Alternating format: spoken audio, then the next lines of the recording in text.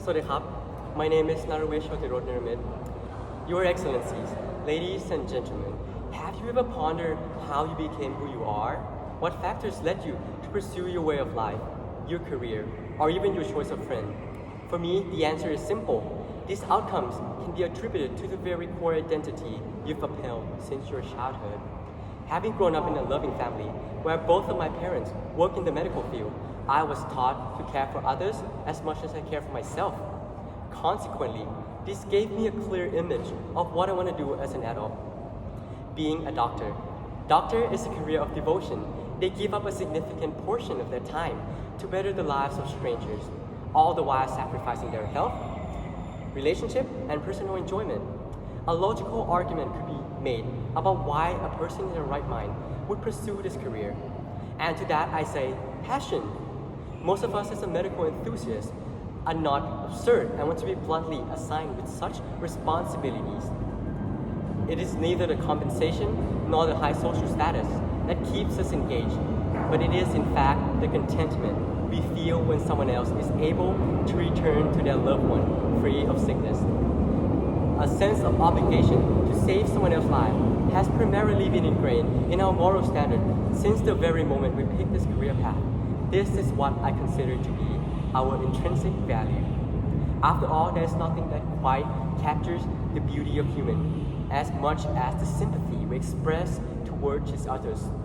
And that is why a life worth living, for me, is a life to live for others.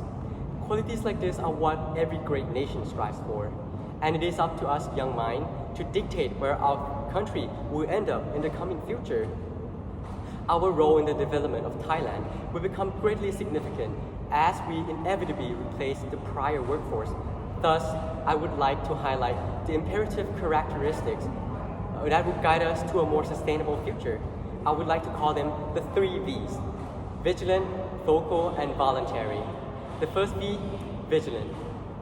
We grew up being exposed to every aspect in the world, especially global ethics. As a result, we should no longer mind only our own businesses, as our predecessor did. Instead, we should be eagerly watchful for infringement, inequality, or any anomaly happening around us. Take governmental corruption as an example. This persistent problem has long been condoned, but us as a heedful youngster shall not let this offense prevail, as it is totally a boulder weighing us down. This brings us to the second V, vocal. If something turns out to be unlawful, we should be attentive to address our concern to the public. This may come at a certain cost, since people's opinion tends to differ and a mob mentality may form against you. In the end, it is only up to the judicial branch to decide who's the vice and who's the virtue. Last but not least, voluntary. Since we all live in a social community, young people have to realize the importance of altruistic act. In other words, one has to look past their own benefit and step forward to take part in the crusade of change. Unfortunately, I've witnessed an alarming rise in people pushing the rhetoric of self-centeredness, an ideology in which one only considers their own needs and does not prioritize others. This indoctrinated agenda could perpetuate an endless banality of selfishness, which contradicts the unanimous worldview on making each community a more caring, compassionate, and loving place. This unconditional contribution to the greater good of society will always be commended.